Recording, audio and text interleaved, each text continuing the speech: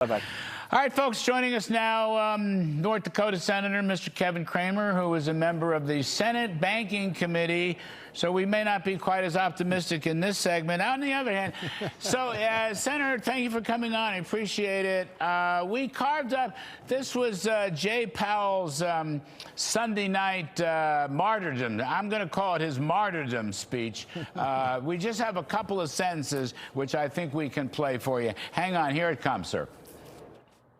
The threat of criminal charges is a consequence of the Federal Reserve setting interest rates based on our best assessment of what will serve the public, rather than following the preferences of the president. This is about whether the Fed will be able to continue to set interest rates based on evidence and economic conditions, or whether instead monetary policy will be directed by political pressure or intimidation. All right, so blah, blah, blah, blah. I might add, no catastrophe in markets, no catastrophe in the dollar. There's no catastrophe, period, okay?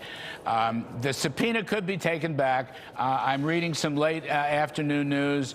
Jeanine Pirro said they didn't hear from the Federal Reserve. That had partly to do with it. So I'm holding out the possibility that perhaps better to get rid of this subpoena. I mean, look, my view, Kevin, he was a very poor, very political Fed chairman. Very bad. One of the worst we've ever had. Is he a criminal because of cost overruns? Well, you'd have to put everybody in jail in Washington, D.C. So my first question to you is, why not go to President Trump and say, you know, sir, somebody got a little carried away here, whether it was our friend Jeanine Pirro or whoever, I don't know. Why not just take it back? He'll be gone in 3 or 4 months, and we don't want to keep him a minute longer than necessary. How about that? Amen and amen. So let me just say, Larry, having just listened to that clip now of Jay's speech, of the chairman's speech, I thought to myself,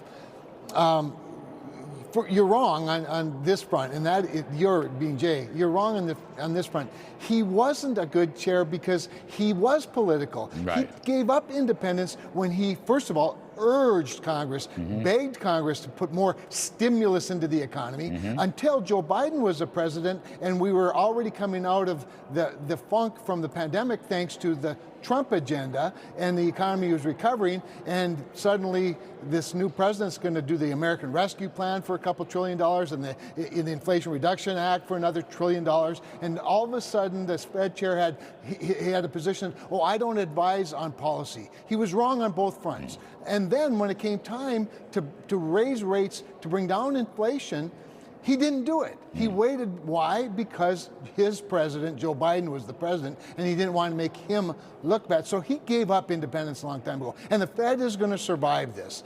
I like your idea, though, of maybe pulling back, but maybe the point should be, if you're the attorney for Jay Powell and you want to avoid an indictment, how about you go to Jeanine Pirro and say, I'll make a deal. I'll step down today if you'll drop the investigation today. To me, that would be a win-win for everybody. Well, I'd love that. I mean, we've all talked about getting him out of there. The thing I do not want is for him to be there 1 minute longer, whether it gets tied up in the Senate Banking Committee or on the floor of the Senate or Judiciary Committee. The Judiciary Committee. I don't want any of those, you know, any of those scenarios to come to pass. I mean, the thing's already gone too. He's only got a couple months left. They're going to need an open seat. I don't want him to stay until 2028 if you have a new chairman. None of that stuff. But, you know, just to go back, he embraced every left-wing cockamamie fad when Joe Biden became president. You know, the extreme global warming, no fossil fuel loans. You know all about that in North Dakota, Senator. You know, woke and DEI. I mean, he embraced all of that nonsense. And then, of course, just before the election, tries to reelect the Democrats by slashing interest rates when the inflation rate was above 3%. I mean, he and his pals, his cronies, were involved in insider stock trading. He never lifted a finger, really, until the last possible second. I mean, he's no hero. He's no martyr. He's just somebody we'd like to say bye-bye to as soon as possible.